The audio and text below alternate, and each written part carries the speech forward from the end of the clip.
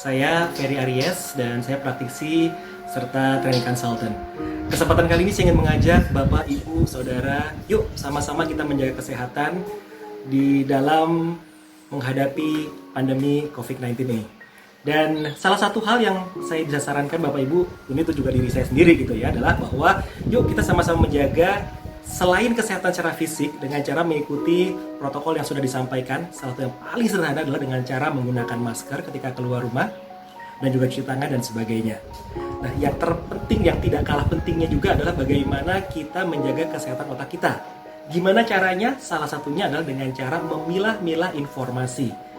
Tidak semua informasi yang ada, terutama di sosial media, itu sehat untuk kita, terutama otak kita. Walaupun informasi tersebut benar, tapi belum tentu menyehatkan untuk otak kita.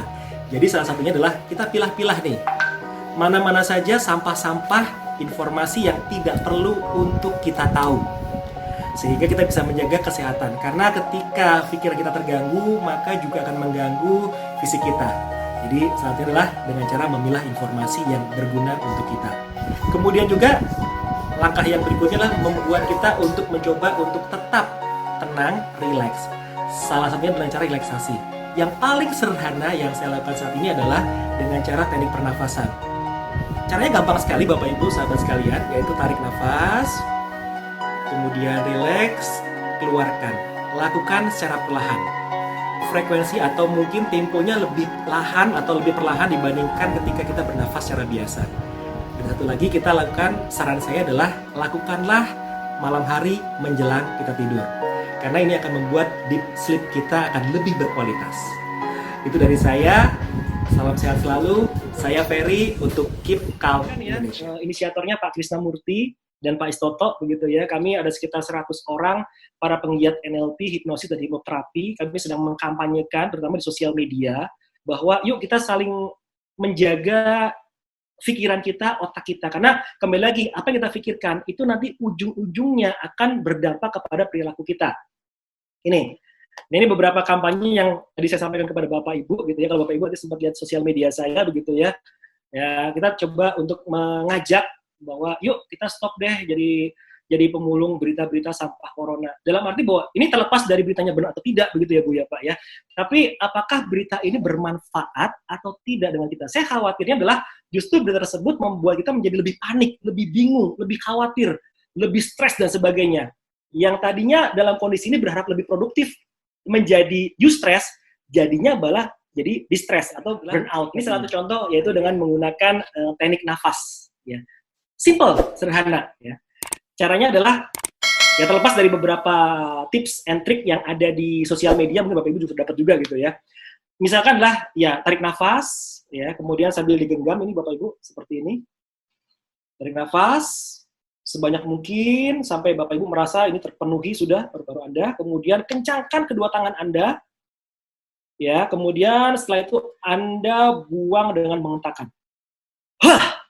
Setelah itu ada kibas-kibaskan tangan Anda. Anda coba lakukan berkali-kali sehingga Anda merasa lebih rileks. Ini tips yang berikutnya.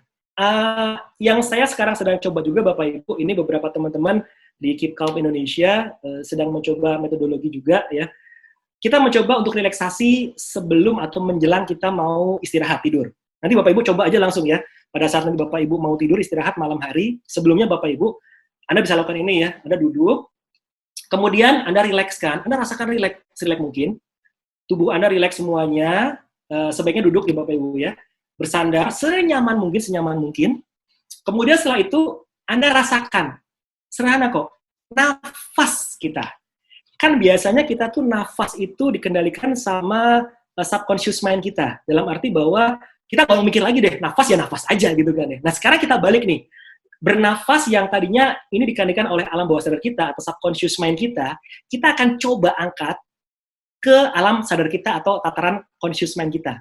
Jadi caranya Bapak Ibu, Anda rileks santai, yang biasanya nafas ya nafas aja, sekarang Anda rasakan ketika nafas, tarik perlahan, begitu, kemudian sampai dengan penuh, rileks, mau keluarkan. Anda lakukan. Kemudian Anda bisa repetasi lagi sampai dengan 5 sampai dengan 10 kali, akan terasa lebih enak. saya sudah mencoba hal ini Bapak Ibu 3 hari belakangan ini saya coba itu dan luar biasa. Memang deep sleep-nya itu luar biasa, menjadi lebih dapatlah gitu ya. Dan bangun pagi bisa lebih segar, lebih enak lah badannya ya. Anda bisa rasakan ketika Anda melakukan tadi yang terakhir ya, nafas tadi Bapak Ibu, itu ketika ada semacam berbagai macam pikiran yang akan berjalan-jalan dalam pikiran atau kepala kita. Ternyata untuk berlatih bernafas, masukkan ke conscious mind kita atau alam sadar kita, itu nggak semudah yang kita bayangkan gitu ya. Ada aja gitu ya, ketika nafas terus ingat, iya belum bikin report nih. Atau ketika mau keluarin nafas, itu udah kunci belum ya? Nah itu dia tuh, itu yang ternyata nggak mudah. Jadi kita akan berusaha untuk se-relax mungkin yang kita bisa lakukan. Kurang lebih itu ya Bapak Ibu ya. Karena kan ya kembali lagi terlepas dari informasi itu benar atau tidak. Mungkin saja benar sih gitu ya, cuman kan apakah itu bermanfaat untuk kita? Kayak contoh misalkan, ya saya juga dapat juga banyaklah berita di sosial media dan sebagainya, atau berita di media nasional kita juga gitu ya, yang kondisi ini dolar walaupun kemarin sudah menguat begitu ya, tapi kan menguatnya tidak seperti dulu ya. Bahkan diprediksi di akhir 2020 ini mungkin paling tidak masih di angka 15.000 sampai 16.000-an kan.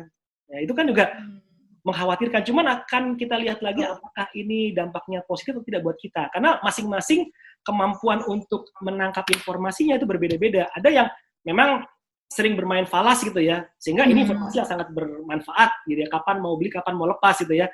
That's okay. Tapi buat yang awam, yang sama sekali nggak ngerti, terus dampaknya dolar kenapa gitu ya. Itu ngapain dipikirin kan gitu ya.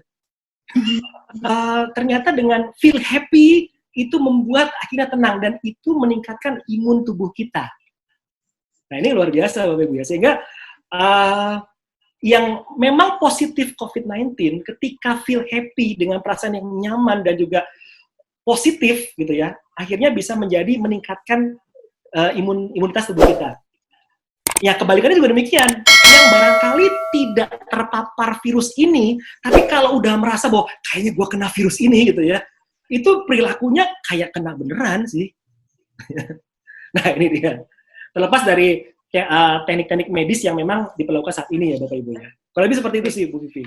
Jadi terima kasih Bu, luar biasa. Ya semoga tentunya ini bisa bermanfaat buat Bapak Ibu sekalian dengan beberapa tip and trick yang tadi saya sampaikan.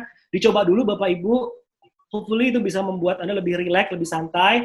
Dan satu lagi, ini pesan sponsor yang Mbak Eva dan juga Pak Unian. Di teman-teman saya bilang nanti pas webinar tolong ya keep calm Indonesia. Jadi Anda jangan panik, jangan bingung, tetap Anda pilah-pilah mana yang sekiranya informasi yang sangat bermanfaat untuk Anda. Kalau informasi yang nggak bermanfaat untuk diri Anda, sebaiknya hindarilah itu. Itu aja sih dulu ya.